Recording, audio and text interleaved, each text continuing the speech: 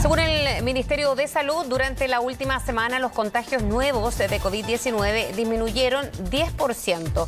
Actualmente hay más de 110.000 casos activos en el país y la positividad continúa sobre el 20%. Queremos conversar sobre la situación de la pandemia con la infectóloga de la Clínica Santa María, Claudia Cortés. ¿Cómo estás, Claudia? Buenos días. Hola, muy buenos días. ¿Cómo ve esta situación? Algunos dicen que es una meseta. Doctor, incluso el ministro de Salud decía que el pic ya se habría registrado el 11 de febrero. ¿Está de acuerdo con estas proyecciones que se han hecho? Es muy importante recalcar es que los números que tenemos que ver son los números de una tendencia de semana. No sirve mirar un solo día suelto, ya que siempre sabemos que, por ejemplo, los martes, el día que tenemos menos casos porque corresponde más bien a los exámenes que se tomaron entre el sábado y el domingo, y los jueves son los días con mayor número de casos. Por eso es importante mirar más o menos 7 días o 10 días continuos. Efectivamente, en los últimos 7 días los casos han ido disminuyendo, pero la positividad sigue bastante alta y tenemos una cifra de fallecidos que rondea los 100 casos en los últimos días. Por lo tanto, todavía no estamos en condiciones de relajarnos tanto. Y eso, por ejemplo, de las personas fallecidas, ¿cómo se podría explicar? Porque también las personas en camas críticas están superando los 1.000 en los últimos días. ¿Va eso relacionado? ¿El esquema de salud no estaría completo para muchos de ellos, doctora?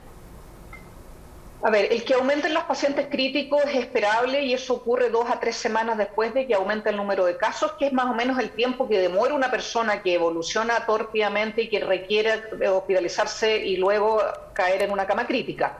La mayoría de los pacientes que están cayendo hospitalizados son pacientes que tienen su esquema de vacunación incompleto, vale decir, no tienen las primeras 2 dosis más la tercera dosis de refuerzo. Hoy sabemos que con Omicron eso es fundamental y por eso llamamos a las personas a que reciban sus dosis de refuerzo, por supuesto que también a las personas que no han recibido ninguna dosis de vacuna.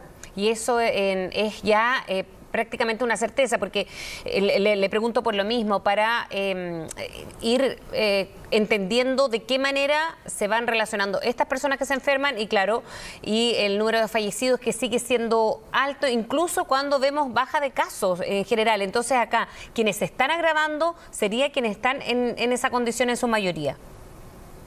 Quienes se están agravando pertenecen a grupos que tienen factores de riesgo, son personas añosas, son mayoritariamente hombres, sabemos que los hombres con este virus tienen una mortalidad más alta y una enfermedad más grave, eso es algo ya conocido hace ya harto rato, los pacientes hipertensos, los pacientes diabéticos, los pacientes inmunosuprimidos. Esas personas, aunque estén vacunadas, siguen teniendo un poco más de riesgo, por eso es tan importante que se vacunen para disminuir las posibilidades de que requieran hospitalizarse en una unidad de cuidado intensivo. La vacuna, hay que recordar, protege mayoritariamente de tener una enfermedad grave y de morir. No tiene una protección 100%, ninguna vacuna lo tiene, pero sí disminuye mucho las posibilidades de que si yo me contagio estando vacunado tenga una enfermedad grave.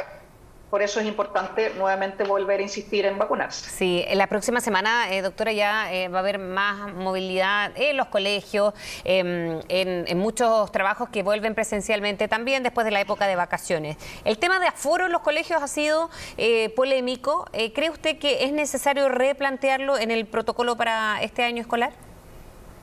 Es difícil hablar de colegios como un todo, porque son muy distintas las características de los distintos colegios en las distintas regiones del país o incluso en los distintos barrios, por ejemplo en Santiago. Es distinto un colegio que tiene 20 alumnos en una sala que uno que tiene 40, y es distinto un colegio en Punta Arenas en junio que uno en Arica en marzo, donde hace calor y se puede ventilar. Lo que hay que tener sumamente claro es que hoy día la vacunación de la población adulta, y eso incluye por supuesto a todos los profesores y quienes trabajan en los colegios, rondea el 90%. Así que todos quienes trabajan en un colegio deben estar vacunados, debieran estar vacunados, y de la población escolar sobre los 3 años las tasas de vacunación son bastante buenas también. Por lo tanto, si yo soy una madre que tiene que mandar a sus hijos al colegio, el óptimo es que yo los envíe vacunados, así los estoy protegiendo. Entonces, con una buena mascarilla, con una buena ventilación y vacuna, el riesgo de que esos niños puedan tener una enfermedad y una enfermedad grave es muy, muy bajo. Y por otro lado, sabemos que la salud mental de los niños después de 2 años sin tener interacción con sus pares, con otros niños, se ha deteriorado de forma muy importante. Hay que entender que la vuelta al colegio no solo tiene que ver con que se vuelve a retomar la parte académica y educacional y el aprendizaje de los niños, que es importante, pero aquí más importante aún que eso es la parte de socialización y de la salud mental de los niños. Ahora, ¿cómo podría cambiar la situación a nivel país, ¿no?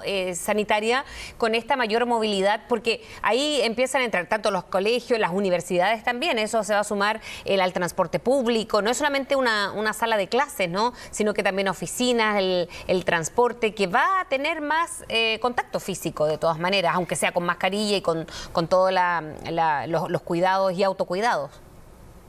Sí, efectivamente, al haber una mayor movilidad, y lo vamos a ver la próxima semana, los primeros días de marzo, es posible que haya un pequeño aumento de los casos nuevamente, pero aquí, nuevamente insistir, si aumentan mucho los casos, pero los casos son leves, no es un cuadro relevante, no es una preocupación. Aquí lo que tenemos que estar pendientes es del número hospitalizado, porque además hay otro factor que no hemos mencionado, que es que hoy día, después de 2 años de pandemia, un poquito más de 2 años, el personal de salud está muy agotado, hay un ausentismo, hay una cantidad de personal de salud, ya sea enfermeras, técnicos, médicos, todos ellos con licencias médicas, con ausentismo. Por lo tanto, hoy día lo que nos preocupa no es que vayan a faltar ventiladores, porque en general eso ya ha sido, se han adquirido y se han suplido bastante bien, sino que lo que nos va a faltar es personal que atienda a los potenciales enfermos. Por eso tenemos que cuidarnos, para no caer en un hospital que puede que no nos pueda recibir, no por falta de camas, sino que por falta de personal. Sí, eso se puede ir agravando también. Hay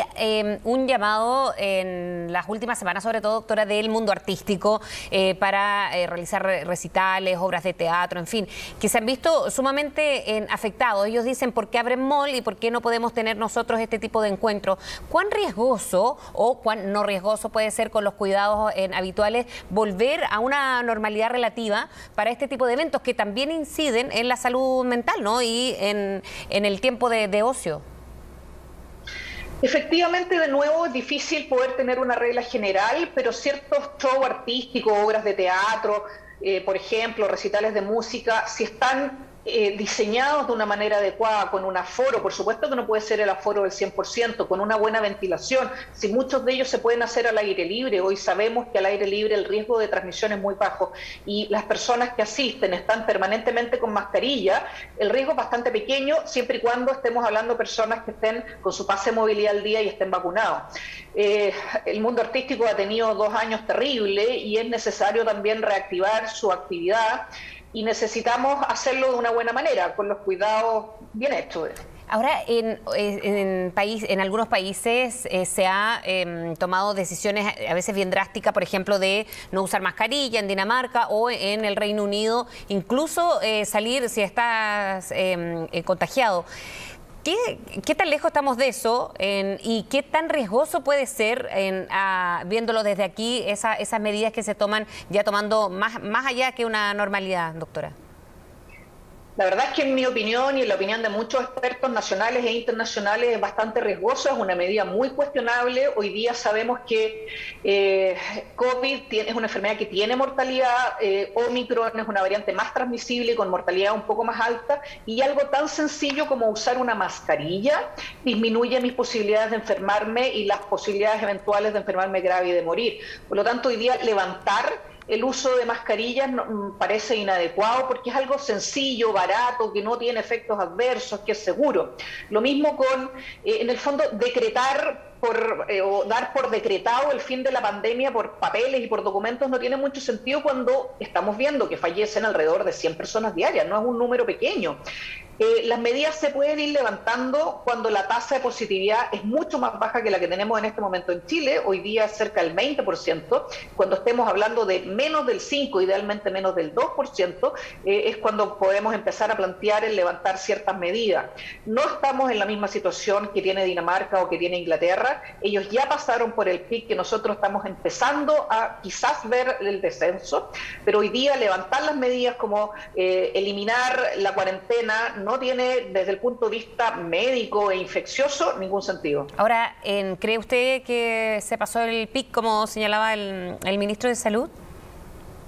No es una cosa de creer, hay que ver las estadísticas, hay que tomarse unos días y mirar hacia atrás. Efectivamente, los números de los últimos par de días van bajando, pero de nuevo te insisto, tenemos que ver las tendencias de por lo menos 7 a 10 días y ver que durante 14 días o 20 días estas se consoliden y ahí vamos a poder decir.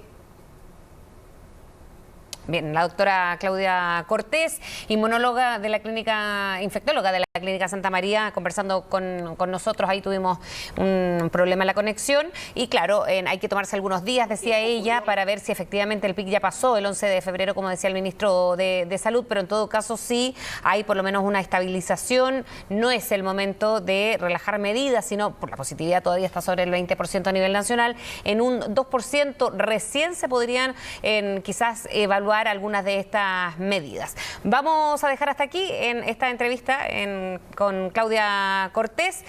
Cuando son las 10 de la mañana con 13 minutos, les agradecemos por haber estado con nosotros.